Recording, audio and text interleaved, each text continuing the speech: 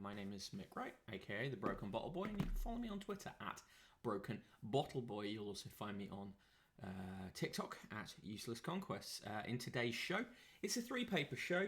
We'll have the Times, The Guardian, and the Daily Mail. And in the magazine review slot today, we have got, well, pushing the bounds of what a magazine is. It's the National Enquirer from the US. So we'll be looking at how tabloid trash does its business in the US context today. Thank you for joining me today, whether you're watching live on Twitch or catching up on YouTube. Obviously, that's a new thing, and I'm trying to encourage more people to watch on YouTube. So if you watch the show and enjoy it, please share and subscribe on YouTube. That would be good. Hello, Bad Motivator. How are you doing? Thank you for joining me today. Just going to throw the link into the Discord so that, people who are there know. Stream happening at here. The show is live. Tune in. Always do this. Copy link. There we go. I always end up pressing the bookmark link on top. There we go. Yes. Okay. Right. So we're going to start with the National Enquirer. We're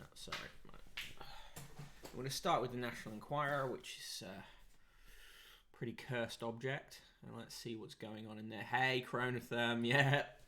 Yeah, that's today's. That's what we're looking at today. Hello to Trioperds and to Carbot 14XYZ as well. So, the Enquirer. That's right, Chronotherm. So, front page of the Enquirer. I mean, how could they avoid the temptation of Bill Gates' divorce? So they go with revealed beauty caught in Bill Gates' £146 billion divorce. And then on the right-hand column, we've got Kanye breaks his silence, Kim, wife from hell, Brad Pitt, losing my kids forever, and Katie dumps boy toy, used for fame? And also on the Bill Gates story, we've got no prenup, and what his wife knows. Now, regular viewers of the show will remember that we reviewed a American magazine from the 60s recently, Undercover Secrets, and to my mind, the Enquirer exists in the same extended sort of timeline and universe. Hey, Slinkamai, how are you doing? Thank you for being here as ever. Right, so cracking the spine, as it were, of the National Enquirer, we get inside. And in the Star People section, celebrity from coast to coast, we've got Faith and Tim sticking together. That's Tim McGraw and Faith Hill, who are celebrating their 25th anniversary. Gwyneth, always a diva. Goop, she did it again. Gwyneth Paltrow, purveyor of $398 serums, $145 t-shirts, and that infamous vagina candle, gave folks another reason to mock her for being above it all. On May 3rd, the Oscar winner was seen cutting the line at Santa Monica, California DMV, jumping ahead of some 50 people. I make an appointment and still end up waiting, griped one Twitter user. The rich are different from me and you. The 48-year-old is accustomed to such preferential treatment, an insider says. She likes to be waited on hand and foot when she's out shopping and expects her assistant to handle the ugly business of paying right. Enquirer is much, much more cynical. Just a story about Dwayne "The Rock" Johnson being a good dad. Cover story, Bill Gates' £146 billion split explodes. The thing about Enquirer is they love that ripped photo effect. Use it every time. Anytime there's a split, you got to have the ripped photo effect like that. As if anyone rips apart photos like that now, or if it's particularly common. The story that they're focusing on is his close friendship with his ex-girlfriend, Anne Winblad. I mean, was covered in a big Time magazine interview years and years ago. Hey, Yuan. Hello, Yuan. Thank you, Yuan, for kicking those viewers across. Appreciated. Hello to Bad Motivator, Carbot 14XYZ, Chronotherm, Mark Canosis, Trioperds, Witty Hendricks, Zoe Brings Bacon, Artie Dange, Ged Station, good to see you. Hey, Yuan, thank you very much. Much appreciated. Anyway, so that's the Enquirer's main story, and it doesn't stretch past a scattering of words on a DPS, which is taken up mainly by photos. Moving on. Nicole and Keith. How we saved our marriage from a shocking betrayal to heartbreaking fertility issues. Kidman and Urban nearly didn't make it to their 15th anniversary. This again is a classic maneuver, right? These two have not collaborated in this article at all, but the headline implies that they have. Good afternoon to you, Red Tick Seed. Yes, Kidman and Starmer. Kidman and Sir Keith Starmer. Another cover story. Kanye West is opening up about his 6-year marriage to Kim Kardashian and how her obsession with fame did them in. Oh, fuck off. Again, no. This is all quotes from insiders. They give it 3 pages there, and then they have a a box out on the highs and lows. Kim Kardashian. Yeah, and I wish Kardashian. I wish it was she was one of the bad guys from Star Trek Deep Space Nine. My favourite of the Star Treks, in case anyone was interested, which I'm sure you're not. Katie Holmes' hot new romance with aspiring actor Emilio Vitolo Jr. fizzles. Katie Holmes and Emilio Vitolo Jr. packed on the PDA for months. Since hooking up in the fall, they were photographed canoodling on a park bench, such a tabloid word, canoodling, holding hands on the streets of New York City, getting cozy on the subway, even making out at dinner, with Katie sitting on Emilio's lap. But in late April, the romance imploded. Katie started to get a bad feeling about the relationship, a source dishes. Again, ripped photo effect. Yes, Slingmeyer loves some DS9, as does Red Tick Seed. Red Tick Seed, love my nines being deep and spaced. Yeah. Brad Pitt raises a stink. Brad Pitt can't pass the smell test. Oscar-winning actress Yoo Jung-yoon of Minari was awestruck when Brad Pitt presented her Academy Award, but she just sniffed when quizzed backstage about his personal aroma. I didn't smell him, she wisecracked. I'm not a dog.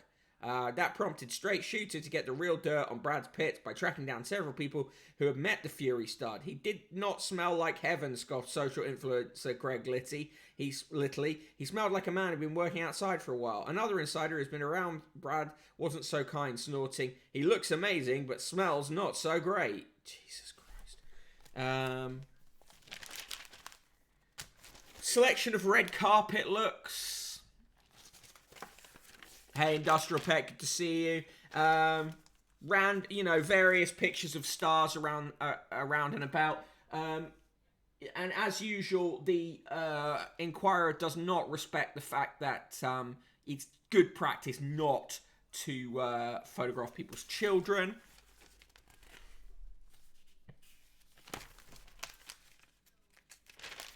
More star shots, various things. There's a good dog, Olivia Culpo. Who's she? I don't know, but she's holding a very cute dog. More pictures of people's kids, just unacceptable. 10 things you didn't know about Daniel Kaluuya. This absolute space filler, and it includes stuff like he was born in London. Well, I did know that. And at 18, he was cast as a member of as a cast member and writer for the British comedy series Skins. Knew that too. Anyway. You know, he was in Black Mirror. Yeah, no shit. It's a picture of Seinfeld's house. It's they've put their vacation property up for sale. It's 15 million quid. It's 27-acre retreat, and it's near to the Telluride ski resort. It is a 12,260 square foot mansion with 11 bedrooms, 11 full bathrooms, 4-car garage, gym, and yoga studio. So there you go if you want to live in Seinfeld's house. A bunch of my school friends are flooding their Facebook timelines with their kids, and I just want to scream at them. I think it's I just think it's just not right. Various gossips. They have a go at Keanu Reeves for not having had a haircut recently. They say that Joan Collins has clown makeup again, which is sort of grossly unfair. Speak of the devil, news crew helps nab desperado who crashes their report on him. Okay. Nude Newsers binge didn't stay in Vegas. Tippling TV anchor Thevan Kiffel Georgis was arrested in Sin City after cops claimed they found the nude news hound snoozing and stinking of booze behind the wheel of her car. Why is she a nude news hound? Don't know. New charges for sex pest Josh Duggar. Oh, God. £500 mom's life-saving crash diet. Jesus Christ. A whole spread on people who have argued with their exes. Does the Seinfeld house have a high school for Jerry's girlfriends? Hard to say. Cover story. Brad Pitt's custody nightmare. The A-list star is vowing to get his kids back as his ongoing legal battle with Angelina Jolie rages on. Yet again, just quotes from sources in the know. And a whole page of quotes from Angelina Jolie with the headline, "The Queen of Shade." So, yeah, just her slagging off Brad. Just subtweeting. In the celebrity news, Powder Keg Tom's tantrums making Mission Impossible. Embattled star fights for control on the new Mission Impossible film. And, of course, they do a box out of his memorable meltdowns. The Duggar saga is so dark it is. That's why I just skipped over it there. National Enquirer obviously hugely delighted about the potential return of Bennifer. Ben and J-Lo heating up again. After calling off their wedding and splitting 17 years ago, Ben Affleck and Jennifer Lopez have happily reunited. It says here. They dubbed J-Lo the Queen of the Rebounds. They say that A-Rod has lost weight in revenge. He's got a revenge body. Well, you know, I'm pro that. Don't have a summer body, have a revenge body. Hang on, what's this camera that... Whoop. What am I trying to achieve? Whoop, whoop. There we go. Celebrity interview, Harry Connick Jr., Soul Searcher. Just him talking about how happy he is to have been married for 27 years. Ex-pro athlete losing weight is revenge. Yeah, apparently so. My Life in 10 Pictures, Matthew Broderick. 10 pictures of Matthew Broderick across the years.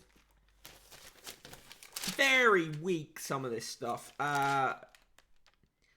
Picture of Harry Styles dressed as a copper in his new film. Sebastian Stan by the numbers. He worked 12 times a day to beef up to play the Winter Soldier of Captain America. Was literally eating in the middle of the night, revealed. Sleeping, getting up, peeing, going to the fridge, downing 2 chicken breasts and going back to sleep. What else? His net worth is $8 million. He studied acting at the Globe. He understands Romanian, German, and English. He was born in Constanta, Romania, and lived in Vienna before moving to the US at 12. And on the back page, a sophisticated dazzles in a sparkling art glass sculpture. Yours for £60. Yeah. No, it's substance free. And there are no direct quotes from anyone apart from that one interview at the back.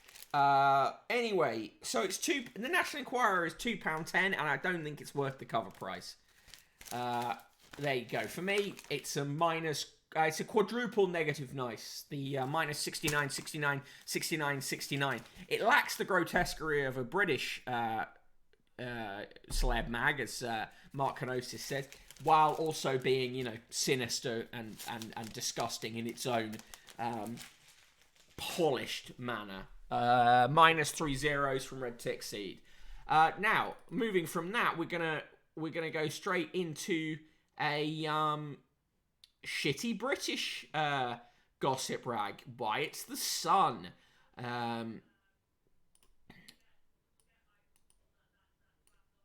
So we're going Sun, Guardian, and Times today. Sun, Guardian, and Daily Mail today, sorry.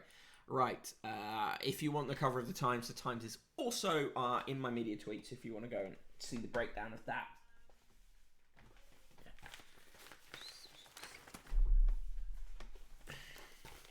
Shit Brits, great shitting. That's pretty much fair enough,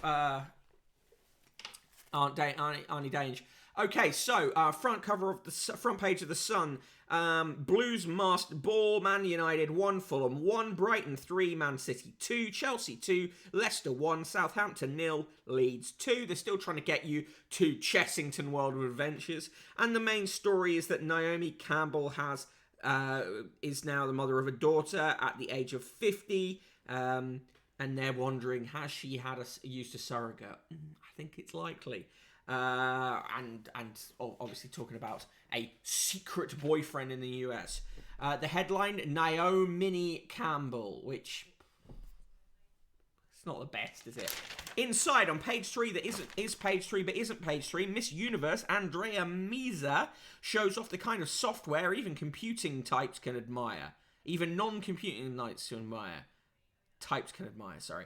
Andrea, 26, is a software engineer by day, but on Sunday she beat 73 other women to be named Miss Universe at a ceremony in Florida. She said it's a dream come true. Jesus. Elsewhere on page 3, 2 Jags beware. I get locked down, but I get up again. Chumbawamba are back. One hit wonders, Chumbawamba. No, they had one hit, but they were an active band for years and had a lot of, sold a decent number of records. The Anarcho Pop outfit, formed in 1982 and split in 2012, will be featured in a post-lockdown film. Their 1997 smash, which reached number 2 and still gets played on TV, is also being reissued. Lead singer Dunstan Bruce, 60, said, "We just finished a documentary about Chumbawamba. It's taken 5 years to make, and that film will answer a lot of questions. I will never get interviewed again once that film is out." Vocalist Danbert No Bacon, real name Nigel Hunter, famously poured Labour's jug of water over Labour's then Deputy PM John Two Jags Prescott at the 1998 Brit Awards. The Leeds-based band were protesting at his party's refusal to back the Liverpool Dockers strike. There we go. Yeah, they had a 30-year career, most of it completely unlistenable. Yeah. Next Tot Model is the headline they put on the big spread of Naomi Campbell becoming a mother. Dr. Zoe Williams, Sun columnist and NHS GP, said there are tiny odds on a natural pregnancy. Yeah, no shit.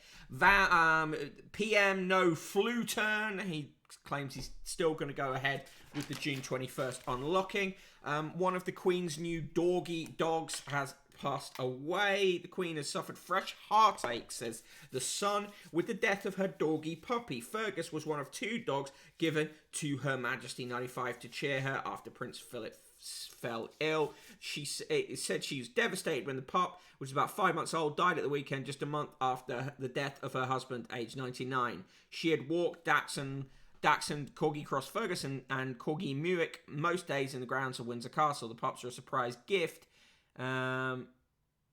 They don't say here how the pet died. Hope no certain lords were around. Yes, a doggy, a cross between a dilgo and a corgi, as Mark Canosis says. On page 11, Sleeve It Out Giselle. Giselle is pictured wearing a bikini with kind of like arm sleeve things, and that's worthy of a whole story. Ian Austin, oh, fucking hell. Ian Austin is in the paper. Just a page after a story about a dog. Curious. And he says, left's obsession with hatred of Israel is direct cause of anti-Semitism here. Oh, fucking hell. And it says at the bottom, Lord Austin chairs Mainstream, the campaign against extremism. Jesus Christ. They follow up on their front page story from yesterday about Nick Knowles. Host demand after BBC row. Race on to Nick Knowles. Channel 5 heads the queue to snap up Nick if he has to give up tear-jerking home makeover show DIY SOS, which he's presented since 1999. Yuan, yes, Lord Austin did come behind a dog in the newspaper. And that is a factual statement that I can make. Jane Moore is awful. Her main focus is... God, I don't even give a shit. Jane Moore's just awful. On pages 14 and 15, as Microsoft founder's marriage ends, dark side of Genius's geek image. Is Bill's reputation going out of the windows? Yeah, pretty much. And with good reason. On page 17, curse of The Masked Singer. Stars competing in The Masked Singer risk falling victim to the Strictly style curse as they get up close and personal with sexy professionals. Jesus Christ. Fucking someone that isn't your partner isn't a curse, it's a choice. If you're not in a relationship where you're allowed to do that. Page 18. Free, or where you've agreed that you can both do that. Free Gaza cop. Met officers pro-Palestine yells while policing rally. A cop filmed shouting pro-Palestine slogans and hugging a protester is being probed, it says here. She's being investigated by the Director of Professional Standards Watchdog. Weird story, that. Weird. Rose West may be visited by the police who want to ask her about the finding of remains at a cafe, or potential finding of remains at a cafe linked to Fred West. Mark Knossos, the curse of the Masked Singer is that you take the mask off and you have become Alan Johnson. Yeah. No Lily in our pad. Dominic, West's wife bans telly starring young rival. He's not allowed to watch himself in Pursuit of Love, apparently. So they claim. It's Ruby Tuesday. A girl of 4 stayed home from nursery yesterday after covering her face in lipstick to look like a red cartoon fox. Isabel Shepard was inspired by Foxy from Five Nights at Freddy's, but instead sparked tears from mum Natalie. She was finding it funny, said Natalie, 26, of Bruntford Staffs. Then she started crying when she saw my face. What the fuck? Why is this? That's not a story. Why is it in the paper? Name of Thrones. Show characters inspire name. Boom. Baby names inspired by Game of Thrones are killing off familiar favourites, research has revealed. Searches for Arya, inspired by tomboy Arya Stark. Arya. Oh, it's me, Arya. I always hate the way she said that. Played by Maisie Williams, have increased by a whopping 600% in recent years. This is a fucking ridiculous, shitty survey. Who was the survey done by? Analysis of a 1.5 million name database by clothing label maker My Name Tags also found Harper had soared in popularity. Jesus Christ. They claim that the most popular girls' names are Arya, Harper, Penelope, Mia, and Quinn. And the most endangered girls' names are Gemma, Tia, Amy, Rebecca, and Heather. Whatever. Please welcome our beautiful little boy Thrones, says Mark Knossos. Yes. Please welcome my new child, the Faceless One. Fancy a sleepover? Coronation Street is going Airbnb for one night only. 2 fans can stay for £60, which goes to charity. The letting site has built the Rovers Annex at the Greater Manchester studio for the visit, and you get a hot pot. Corrie boss John Whiston said, "Wake up next to the Rovers." No thanks. Tram crash will haunt us forever, is what victims' families at the inquest into the Croydon tram disaster have said. I'm not laying it on with a trowel, but I've got 100,000 TikTok followers, says a Bricky who is a social media sensation. She's 5'2" and a dress size 8. Why the fuck do they have to say... Why does a woman's dress size need to be in the first fucking sentence or in any sentence of a story about her? But the 25-year-old is one of the few female bricklayers in the UK. Her name is Darcy Richards. Yeah, cool, fine.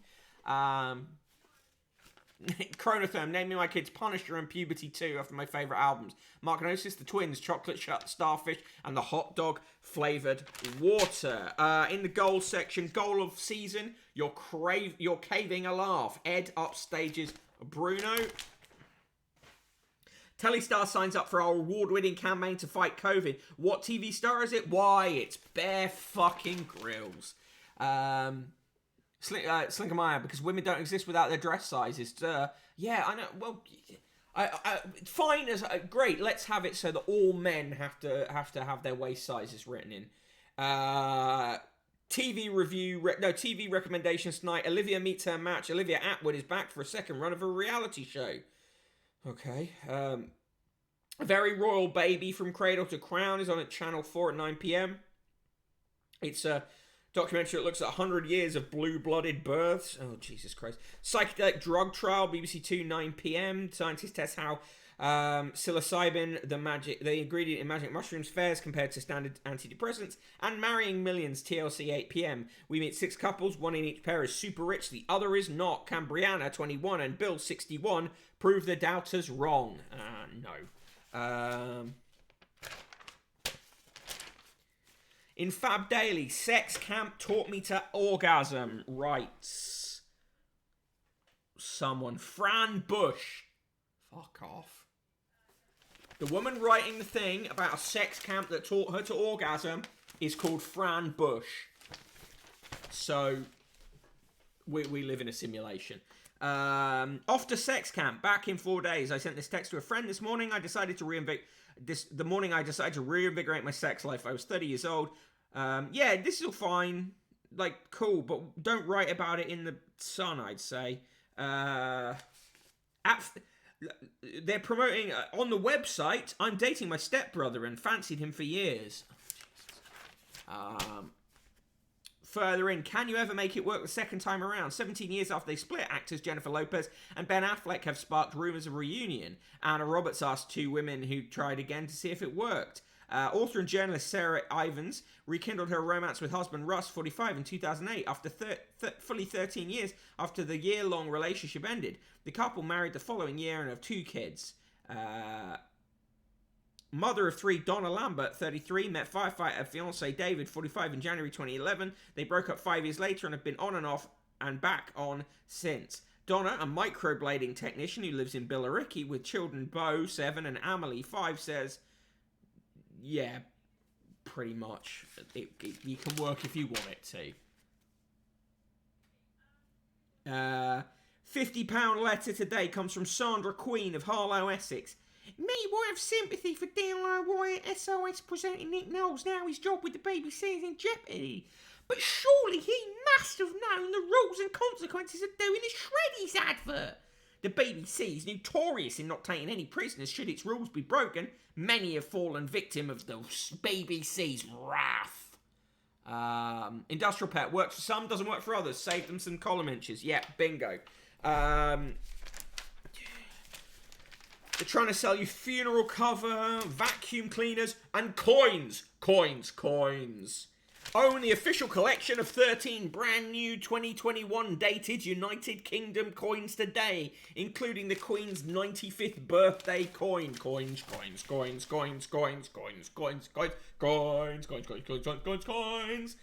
Yours for £55. Jesus Christ. Oh, by the way, those motherfuckers, the Bradford Exchange, where we bought the Prince Philip coin from, have sent me a brochure with more coins in it. Look at all these other coins I can buy, right? Without yet sending me my coin.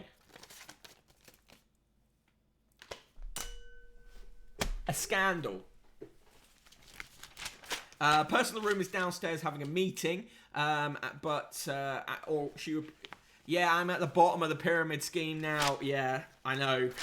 And on the back page in the Sport, £80 million for Kane. That's just his wages. City and United in mega offer. And the Masked Stinger, Rudy top 4 boost. Masked Avenger, Antonio Rudiger, helped give Chelsea's top 4 hopes a massive lift.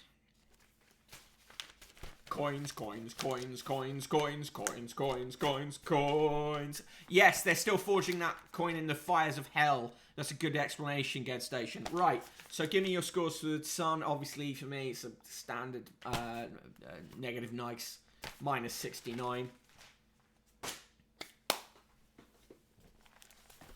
Now, actually, I'll give you a choice. Do you want the Times or the Guardian? We're definitely doing the Daily Mail, but we could do the Times or we could do the Guardian. Pick which one you want. Here's the Times. Here's the Guardian. Make your choices now. Slinkermeyer, minus 69.69. No Dome coin. Chronotherm votes Groniad. Ged Station votes Times. Royal Flush votes Times. Arnie Danger votes Times. Mark Canosis Times. Zoe Brings Bacon votes Times.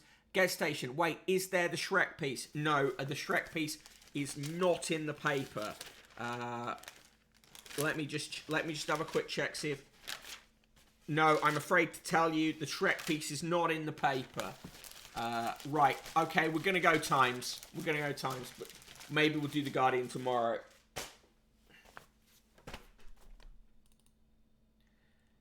Yuan says the sun is fishy as fuck. You heard it here first. Slinkermeyer gives it a -69.69 for the absence of the dome coin. Industrial Pet gives it wasting paper out of 10.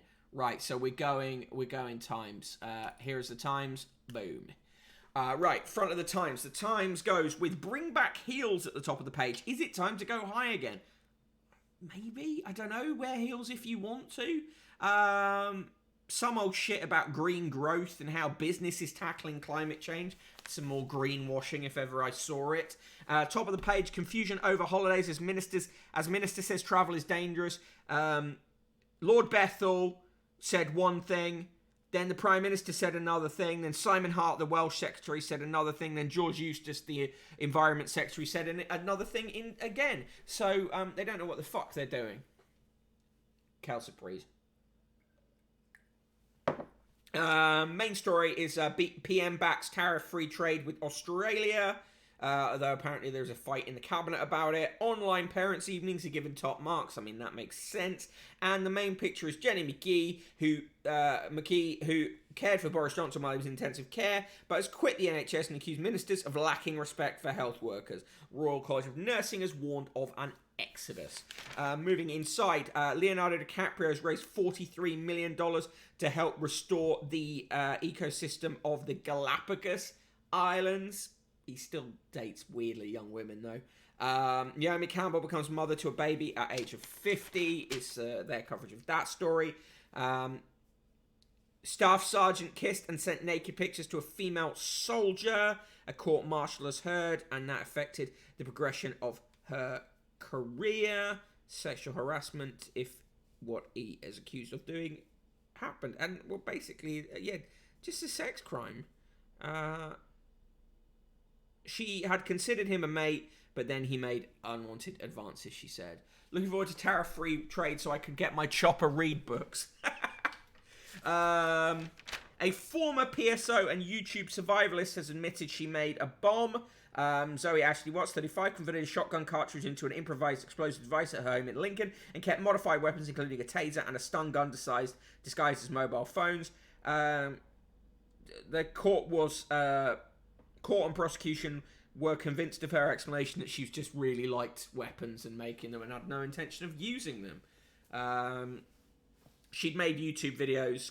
She had a YouTube channel called Survival Mistakes, where she published several videos, including how to create shotgun shell survival kits. So there you go. YouTube survivalist, yep, that's the thing. Hotspot data set to determine bumps in the road. Actually quite a solid bit of journalism by Tom Whipple, the paper's science correspondent, who says, despite what Matt Hancock said, shocker here, the spikes in Bolton were not to do with people who had refused the vaccine, but in fact a rise in cases among young people who had not been offered the vaccine yet. Studying Fangirl, government at odds with itself, harassment and assault in the army. Sounds just like home. Yeah, we have so much in common.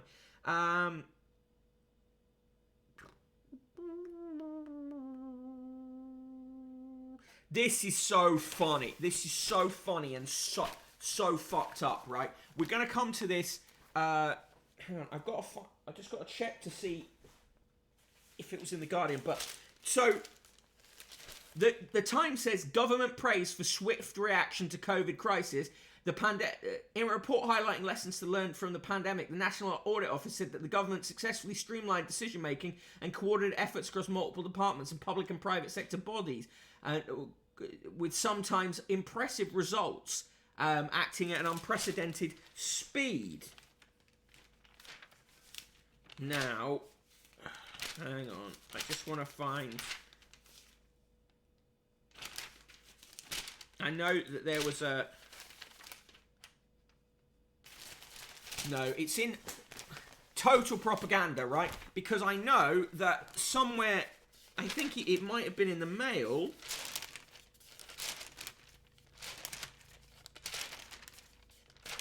just want to find there's a comparison, because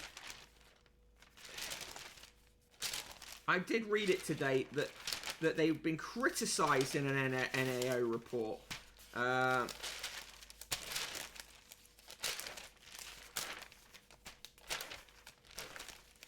this is really annoying. It's somewhere it might actually be...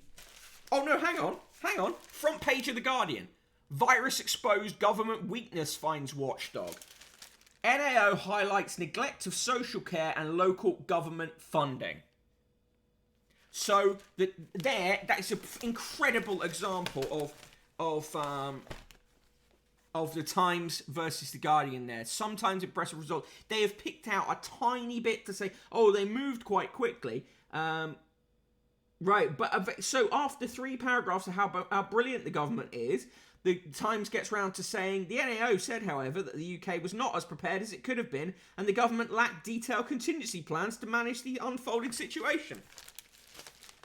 Fucking hell. So there you go, once again, the Times caught in this just act propaganda. Himalayan hippie trail village seals itself off to beat the virus. That is in Delhi, in Himachal Pradesh, Malana in Himachal Pradesh, that sealed itself off. The village is perched high on a plateau amid fir trees, snow-capped mountains and turbulent rivers. None of the 2,500 residents are allowed to leave. The village claims to be the world's oldest democracy because of its small parliament. According to local legend, some of Alexander's army took shelter there in 326 BC after a battle against Porus, a ruler in India's Punjab region. Today, outsiders are not allowed to touch or shake hands with residents. No police are allowed. Hunting animals and burning wood in the forest are forbidden, as is marrying a local woman. Residents consult with local deity, Jamlu Devtar, on all important matters. Last year, when the pandemic began, the oracle told them to bar visitors. The cafes and guest houses that used to cater to the pot pilgrims who came for the village's most famous produce, reportedly the world's best hashish, known as Balana cream, were forced to close. There you go. Chronotherm, sometimes impressive results is the review of me in bed. Yeah, that village does sound pretty good, to be honest. Mask makers' offer to help was ignored. A PPE supplier that had been in business for more than 20 years was ignored by government officials at the height of the pandemic last year, while a venture capitalist firm was the urgent VIP case because it came with a recommendation from government advisor. Newly released emails have shown. Multibrands, a company based in Bradford, said that officials went quiet after it wrote to the government in March last year, advertising its capacity to supply 100 million masks from its warehouse in China. However, Ayanda Capital, whose senior advisor worked for the Department of International Trade, ended up supplying the government after it was awarded a £252 million deal for personal protective equipment. An undisclosed number of the masks did not meet standards, however, and could not be used in the NHS. But the government, sometimes impressive results, right? The head of that school, which had protest by pupils over Union Jack and uniform rules, has quit. That's Daniel Smith of the Pimlico Academy in central London.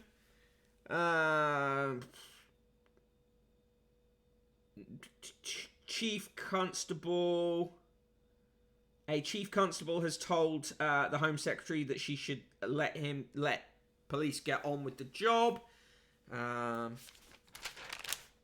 Here's a good picture of a hare jumping. Ooh. Undisclosed number is a red flag. Agreed. Fred West's son is helping police after discovery under the cafe. The Times gives the headline 99 problems, flakes in short supply. They're a day late on that story. Allegedly, Bill Gates wanted Jeffrey Epstein to help him win a Nobel Prize. What in? Golden eagles may soon be soaring back to England. Golden eagles could be reintroduced to England under government plans to restore lost species and halt wildlife decline. George Eustace, the Environment Secretary, has ordered feasibility studies on the reintroduction of golden eagles and redback shrikes. Golden eagles disappeared from England and Wales in the 19th century because they were targeted by sheep farmers and gamekeepers. Here's a good picture of a golden eagle. Yeah, thank you. I'm glad you like my my sound effect there. Universities turning a blind eye to risk from overseas donations. No shit. London School of Economics was criticised in 2011 for accepting a donation of 1.5 million from the family of Colonel Gaddafi. Cambridge University accepted more than £6 million from a Ukrainian oligarch who was arrested over criminal charges in the US and Spain. Dmitry Firtash later cited his gift to the university to help to defend his reputation in court. A further £1.95 million donation was frozen. Oxford University added the name of Tencent, a Chinese tech giant with links to the communist regime, to its 120-year-old Wickham professorship in exchange for £700,000, and both the CIA, it says here, both the CIA and the Pentagon have warned of the company's links to Chinese state security agencies. Well, if the CIA and the Pentagon are warning us. Apparently Guardian bosses are fighting each other, which the Times obviously reports with glee. The chief executive and of the company and the editor apparently fighting over whether to invest more in journalism. Kath Viner, who employs her boyfriend Adrian Chiles, says yes, spend more money on journalism, if that's what they call it over there now. And the chief executive says no. Annette Thomas says no. Daniel Finkelstein writes his column on free speech, actually arguing that the government's new free speech law in universities is a bad idea. Roger Boyce, the most unfortunately named commentator in the Times, says Assad is being welcomed back into the Arab fold. Matthew Paris, I can't be bothered with. Fuck Matthew Paris after what he wrote about GRT people last week. Alice Thompson says Britain needs a post-pandemic baby boom. This cartoon typically includes Diane Abbott for no good reason other than that the Times is incipiently racist. In the birthdays today, Sir Oliver Letwin, who famously threw a bunch of sensitive papers in a park bin, is 65. Sir John Ball, the mathematician and Sedleyan Professor of Natural Philosophy at Oxford until 2018, is 73. Professor Michael Brown, chairman of the Alderhay Children's Charity until 2018, and Vice-Chancellor of Liverpool John Moores University until 2011, is 75. Sir Christopher Chope, the awful Conservative MP, is 74. Chinoye Chukwu, the filmmaker, is 36. Kyle Eastwood, the jazz musician composer, is 53. Prof. Anthony Forster, political scientist, Vice-Chancellor of the University of Essex, 57. James Fox, the actor, is 82. Herbie Flowers, the musician, is 83. Special happy birthday to Herbie Flowers. Dario Franchitti, the front racing driver, four-time IndyCar Series champion, is 48. Gillian Gehring, the emeritus professor of solid-state physics at the University of Sheffield, is 80.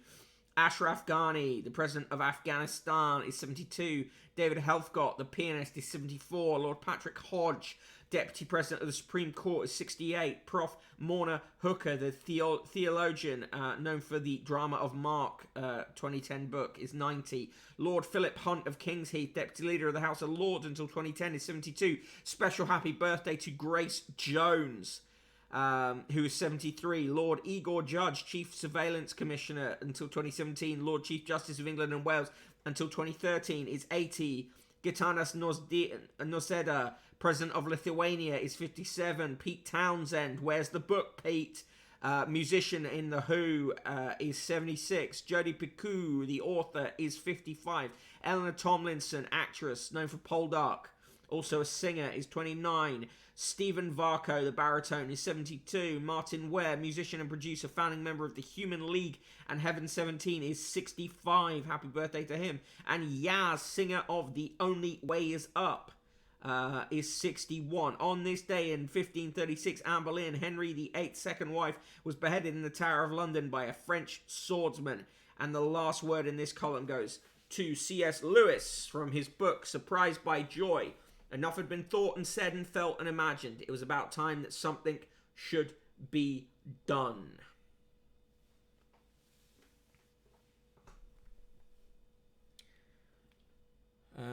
Aunt Danger. My friends used to live in Pete Townsend's studio, which had been converted into flats. They still got posters for him, which we were always extremely tempted, but also not to open. Thinking my fuck yeah, happy birthday, Grace Jones. Industrial, but happy birthday to Grace Jones. Mark noticed that cartoon is not great. It is not. Happy birthday, Martin Ware. Well done for embarrassing Badil. That was a classic moment. Inner Times 2, the 4 labels I can't live without, writes Anna Murphy, the fashion editor. Who cares? Here's a picture of some Indian bullfrogs during mating season. Mark Kenosis, The Only Way Is Up. The song no one knows is a cover, so when I play the original, people light up. The original, an absolute banger.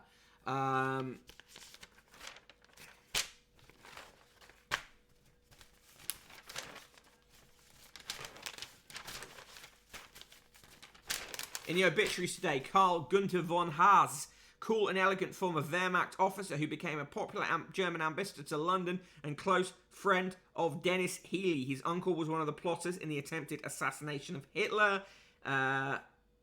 He could be described as one of the post-war generation's last idealists.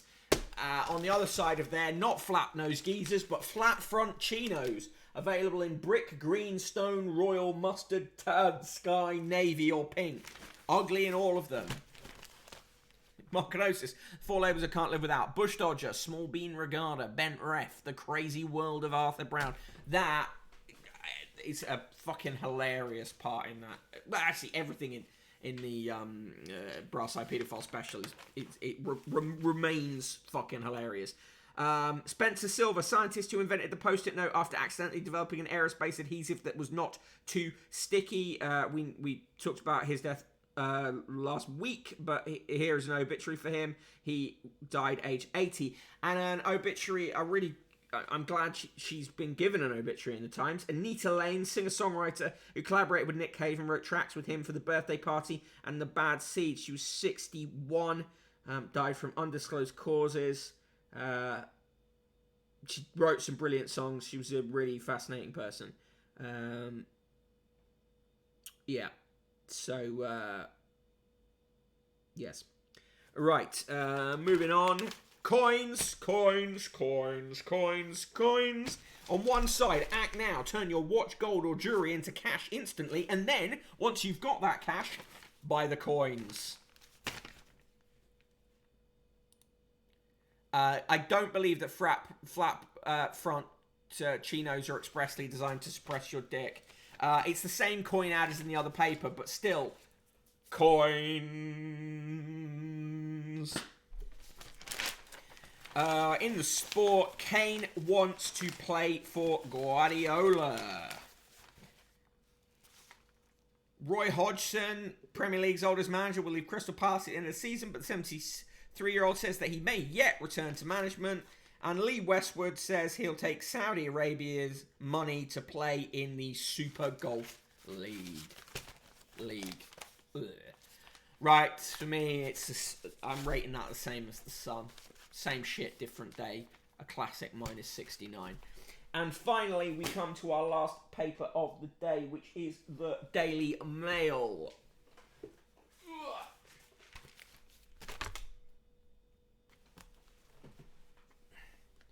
But first, while you do your scores for the Times, I am going to do the roll call. I'm, of course, a Broken Bottle Boy. Hello, welcome to the show. If you're new, thanks for being here. If you're a regular, thanks for coming back. In the viewership today, we have another TT viewer, Aiton, the excellent Auntie Dange, valued subscriber, Bad Motivator, Carbot14 XYZ, Chris McRae, Commander Root, Christian CLK, Feet, Ged Station, Industrial Pet, Chronotherm, Lilith, Myskeria, Mark Kenosis, Red Tick Seed, Salinka Maya, Stormunity, Studying Fangirl, Cider Streams, Tauntaums, The Royal Flush, Trioperds, V&K, Virgo Pros, Witty Hendrix, Yuan, and last but never least, Zoe Brings Bacon. Right, let's get this Daily Mail up into this thing here. Mark Kenosis gives the Times a -90 because the hare and eagle were nice. Slinkermeyer in with a -69.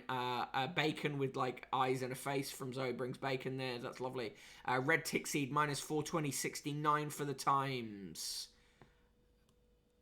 Boom. Oh, right. So, front page of the Daily Mail. Obviously, they've covered the Naomi Campbell having a child story. But their main story is travel rules chaos as 2 ministers say holidays to amber list countries are okay. PM overrules them. Then third warns all foreign trips are dangerous. Wish you were clear, ministers, is the headline.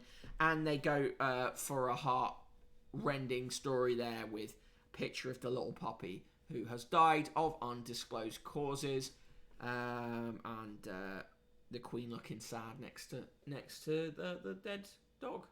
And of course, you know, it's probably it's knocked Prince Philip's death out as the most important death for her of the year. So there you go.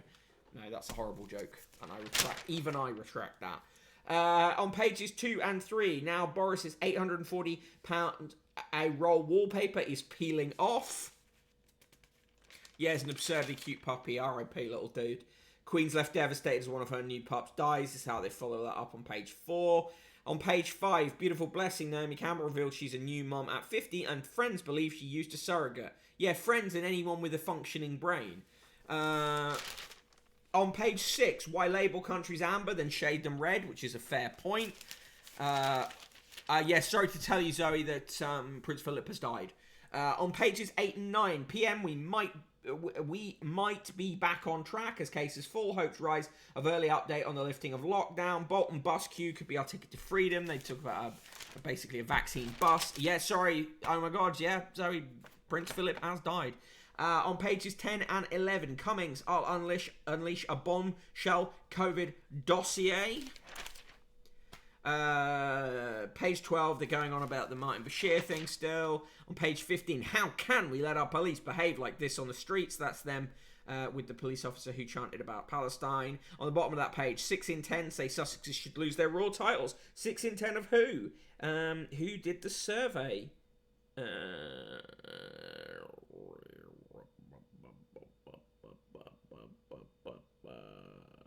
It's a survey by YouGov, 4,500 adults on May 17th, following the release of the podcast in which Harry attacked his father and grandparents' parenting styles. But it didn't. And these people are judging it on the basis of some bullshit the papers told them. Red Tick Seed, yeah, I know, holy shit, Prince Philip died. When did that happen? The bit must never die. Sarah Vine is awful. She writes, we can't let selfish idiots hold us hostage. Who is your husband again? I can't be bothered to engage with the rest of the shit in there.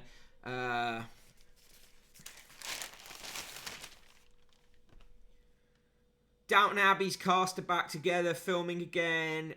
It's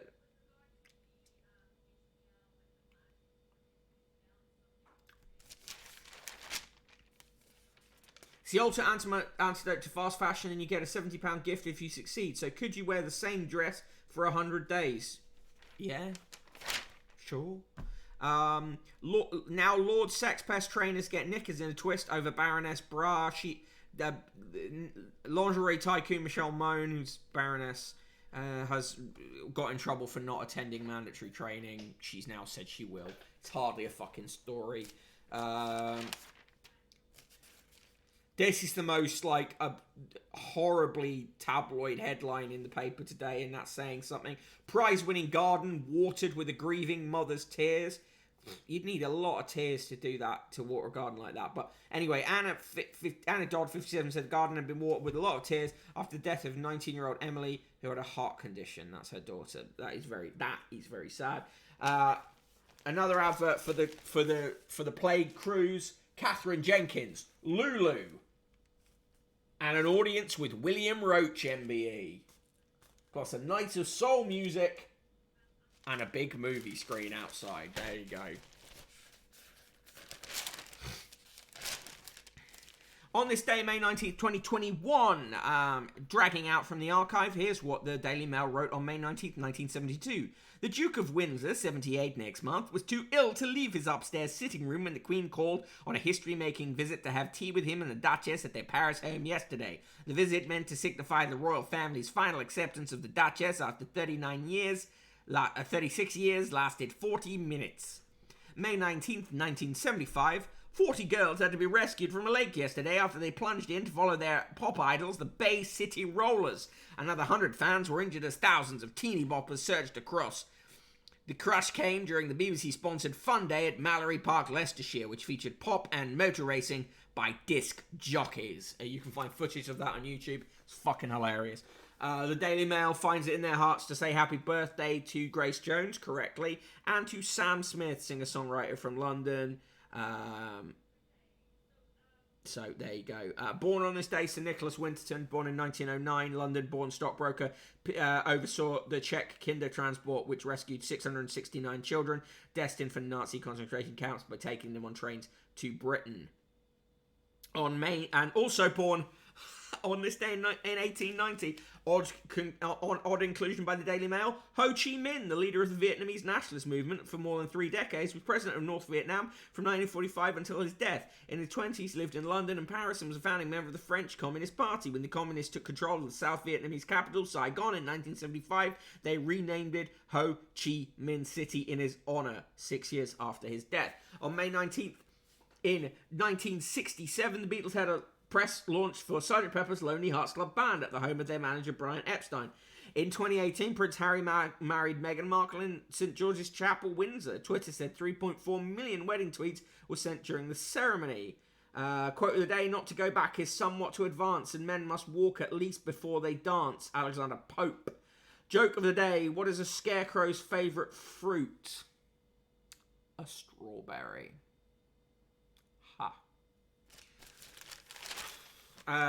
The Daily Mail reports extremely poorly on a pair of teenage twins who took their own lives. It continues to disgust me on an almost daily basis that the British press are not capable of getting their heads around very clear guidelines from the Samaritans on how to report on cases of suicide, and yet they still are massively irresponsible about it. There's a story about people who've couldn't get houses, so done stuff like living in a van or living on a boat or building their own cottage out of wood. Mark Kenosis, I'll do my Sgt. Pepper's opinion then. 2 decent tracks, the rest sort of shitty circus music makes me think English people should never be allowed to take drugs. We can debate that further another time.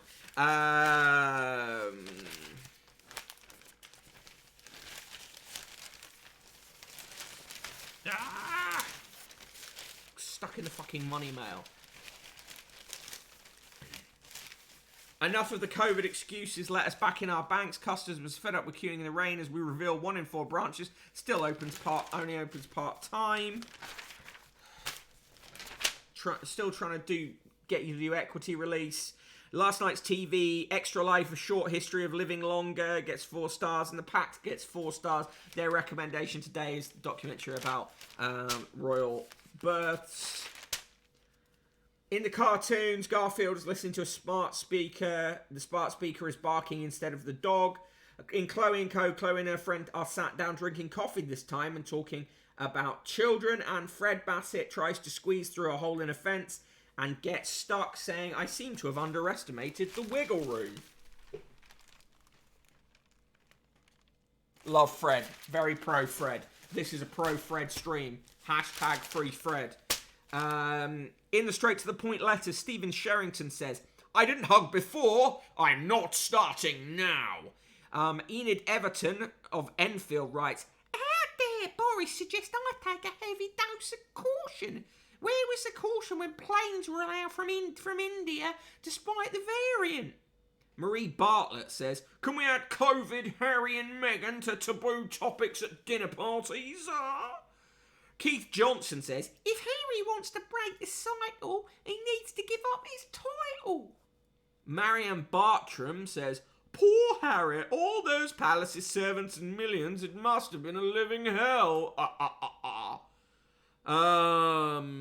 Steve Milton says, my family love me reading Mr. Men stories. I can't believe there are complaints about Mr. Greedy and Little Miss Plump. I'm not sure I can do the voices of Mr. Woke or Little Miss Greta. Marilyn Feinster says, what about the majority of us who are happy to be called ladies and gentlemen? A. Massey writes, with a patient now just a cough or rash on the end of a phone, the holistic ethos of the NHS has been abandoned. And John Allen of Stoke Mandeville says, any one-eyed, one-legged teddy bear rejected as a charity donation is welcome to join my TED. He has all his limbs and eyes, but at 72, he's somewhat bald. Right, I hope he does mean a teddy bear and not a reference to his penis. Yeah, it was a joke-heavy thread today. Yeah, normally you don't even get jokes in thread. Today's recipe is cod and anchovy bake. Doesn't sound appealing, I've got to say. They're advertising the G-Tech vacuum cleaner, summer breaks to various places in the UK, all the usual walk-in showers and lifts and that kind of thing, a transformation of your kitchen, and a coin. It's the RNLI coin again, Lifeboat Queen coin. Coins, coins, coins, coins, coins, coins, coins, coins, coins, coins, coins, coins, coins, coins, coins, coins, coins.